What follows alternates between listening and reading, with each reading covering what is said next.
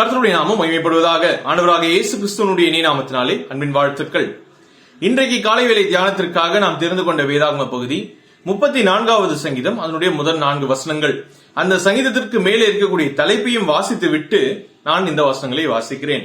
தாவீது அபிமெலேக்குக்கு முன்பாக வேஷம் மாறின போது அவனால் துரத்திவிடப்படுகையில் பாடின சங்கீதம். கர்த்தரை நான் எக்காலத்திலும் ஸ்தோத்திரிப்பேன், அவர் துதி எப்போதும் என் வாயில் இருக்கும்.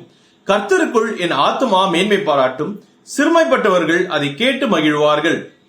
என்னோட கூட கர்த்தரை மகிமைப்படுத்துங்கள், நாம் ஒருமித்து அவர் நாமத்தை உயர்த்துவோமாக.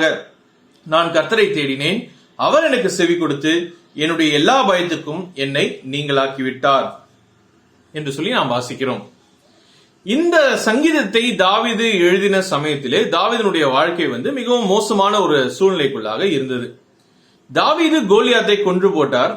அப்படி கொன்று போடும் பொழுது சவுல் கொன்றது 1000, தாவீது கொன்றது 10000 என்று சொல்லி எல்லா ஜனங்களும் தாவீதை புகழ்ந்து பாடினார்கள். அப்படி பாடின இந்த ஃப்ரேஸ் இருக்கு இல்லையா, இந்த ஒரு வார்த்தையானது எல்லா இடங்களிலேயும் பிரசித்தமாக ஆரம்பித்தது. தாவீதை ரொம்பவும் எளிமையாக அடையாளம் கண்டு கொள்ளக்கூடிய நிலைமையிலே இந்த காரியங்கள் எல்லாம் மாறி போனது. ஒரு பக்கம் சவுல் தாவீதின் மீது கோபப்பட்டு, தாவீதின் மீது பொறாமைப்பட்டு தாவீதை கொலை செய்ய வேண்டும் என்று சொல்லி தாவீதை துரைத்துக் கொண்டே வந்தார். தாவீது ஒவ்வொரு இடமாக மாறி மாறி சென்று கொண்டே இருந்தார், தன்னுடைய உயிருக்கு பயந்து. அப்படி சென்று கொண்டிருந்த இடத்திலே தாவீதை எளிமையாக மற்றவர்கள் அடையாளம் கண்டு கொள்கிறார்கள் என்பதனாலே பித்து பிடித்தவன் போல, பைத்தியக்காரனை போல மற்றவர்கள் முன்பாக நடித்து தன்னுடைய உயிரை காத்துக் கொள்ளும்படியாக ஒவ்வொரு இடமாக ஓடிக்கொண்டிருந்த இந்த சூழலிலே தாவீது இந்த சங்கீதத்தை அவர் எழுதுகிறார். அப்படி எழுதும் பொழுது நாம் இங்கே வாசிக்கிறோம், அவர் ஆரம்பிக்கிறது இப்படியாக ஆரம்பிக்கிறார், கர்த்தரை நான் எக்காலத்திலும் ஸ்தோத்தரிப்பேன் என்று சொல்லி. இப்படிப்பட்ட நிலைமையில நாம் இருக்கிறோம் என்று சொன்னால் நம்மளுடைய வாயிலிருந்து ஸ்தோத்திரங்கள் முதலாவதாக வருமா என்று சொல்லி கேட்டால் அநேக நேரங்களிலே கிடையாது இல்லையா? ஆனால் தாவீது தன்னுடைய நிலைமையை கர்த்தரிடத்திலே விவரித்து அவரிடத்திலே தன்னுடைய விண்ணப்பங்கள் எல்லாம் வைக்க வேண்டும் என்று சொல்லி விரும்புவதை விட தாவீது இங்க என்ன செய்கிறார் என்று சொன்னால் கர்த்தரை ஸ்தோத்திரம் செய்யக்கூடியவராக இந்த இடத்துல காணப்படுகிறார். அப்படி என்று சொன்னால் என்ன, தாவீது ஒரு பர்சனல் என்கவுண்டர், கர்த்தரோடு கூட ஒரு தனிப்பட்ட நேர்காணலை இந்த இடத்துல நடத்துகிறார். தேவனை ஆராதிப்பது அல்லது தேவனை ஸ்தோத்தரிப்பது என்று சொல்லி வரும்பொழுது தாவீதுக்கும் கர்த்தருக்கும் இடையிலான காரியமாக அது இருக்கிறது என்பதை தாவீது இந்த இடத்திலே அவர் சொல்லுகிறார். இந்த வசனம் இப்படியாக தான் ஆரம்பிக்கிறது இல்லையா? யார் கர்த்தரை ஸ்தோத்திரிப்பார் என்று சொன்னால் நான் என்று சொல்லி தாவீது he makes a personal commitment there, he makes a personal statement. ஒரு தனிப்பட்ட நிலைமையிலே ஒரு நான் என்கிற அந்த வார்த்தையை உபயோகப்படுத்தக்கூடியவராக இந்த இடத்திலே தாவீது காணப்படுகிறார். அப்படி என்று சொன்னால் இங்கே நாம் புரிந்து கொள்ள வேண்டியது என்னவென்று சொன்னால், தேவனை ஆராதிப்பதோ அல்லது தேவனை ஸ்தோத்தரிப்பதோ ஒரு மனிதனுக்கும் தேவனுக்கும் இடையிலே ஆன தனிப்பட்ட நேர்காணலாக அது இருக்கிறது. அப்போ நாம் கர்த்தரை ஸ்தோத்தரிக்கிறோம் என்று சொன்னால் நமக்கும் கர்த்தருக்கும் நடுவாக இருக்கக்கூடிய நேர்காணலாக அது இருக்கிறது. இது ஒரு புறம் இருக்கட்டும், சரியா? இதற்கு பிறகு நான் ஒரு சில காரியங்களை சொல்லுகிறேன். அவர் துதி எப்போதும் என் வாயில் இருக்கும் என்று சொல்லி இங்கே தாவீது சொல்லக்கூடியவராக இருக்கிறார்.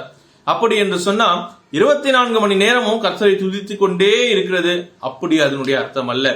எந்த சூழலாக இருந்தாலும் சரி, தன்னுடைய வாழ்க்கையினுடைய எந்த நிலைமையாக இருந்தாலும் சரி, கர்த்தரை குறை சொல்லாதபடிக்கு அவரை ஸ்தோத்திரம் பண்ணக்கூடியவராக தாவீது காணப்படுகிறார்.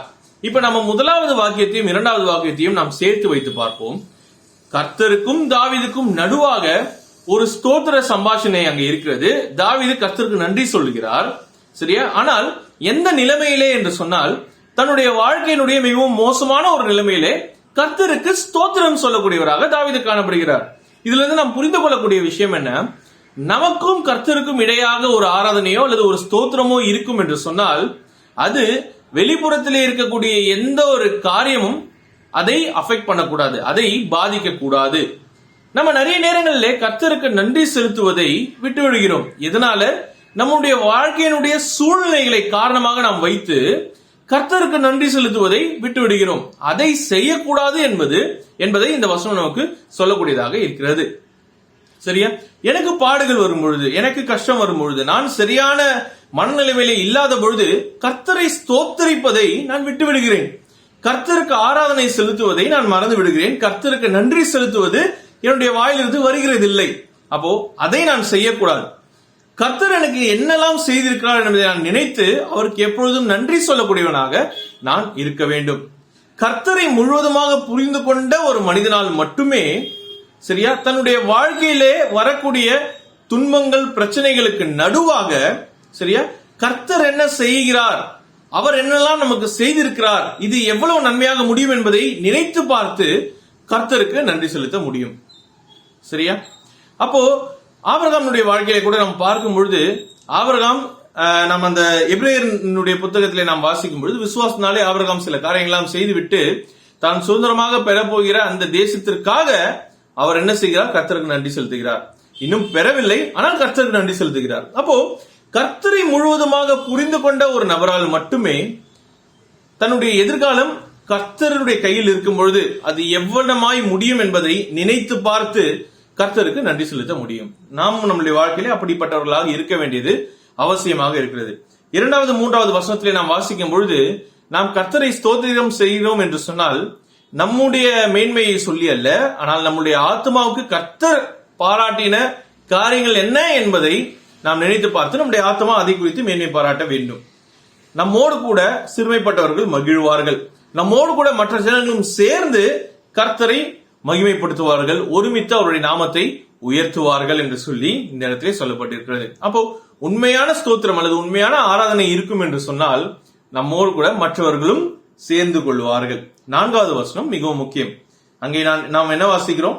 நான் கர்த்தரை தேடினேன், அவர் எனக்கு செவி கொடுத்து என்னுடைய எல்லா பயத்திற்கும் என்னை நீங்களாக்கி விட்டார்.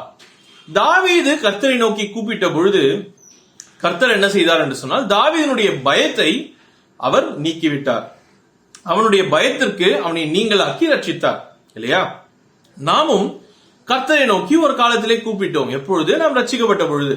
நம்முடைய இருதயத்திலே நம்முடைய பாவத்தின் நிமித்தம் நமக்கு இருந்த அந்த மரண பயத்தை கர்த்தர் என்ன செய்திருக்கிறார்? நீக்கி இருக்கிறார்.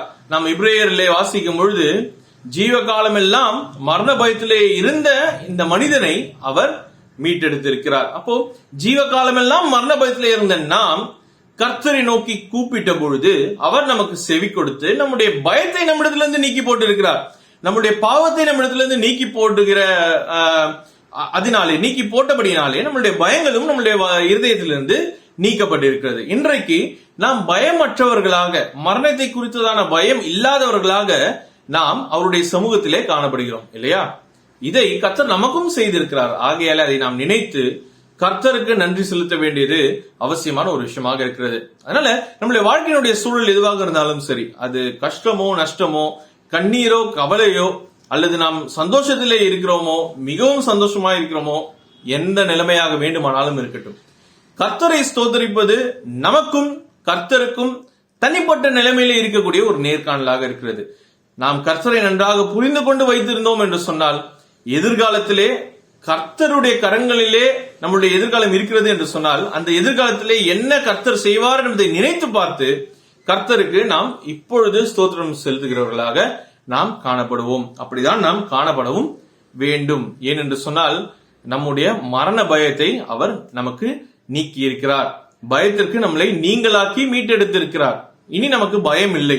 கர்த்தர் இருக்கிறார் என்கிற அந்த நிச்சயமும் நம்மோடு கூட அவர் எப்பொழுதும் வாசமா இருக்கிறார், என்ன காரியமாக இருந்தாலும் அவர் பார்த்துக் கொள்வார் என்கிற அந்த நம்பிக்கையையும் சாறுதலையும் அவர் மீது அவர் நமக்கு கொடுத்திருக்கிறார்.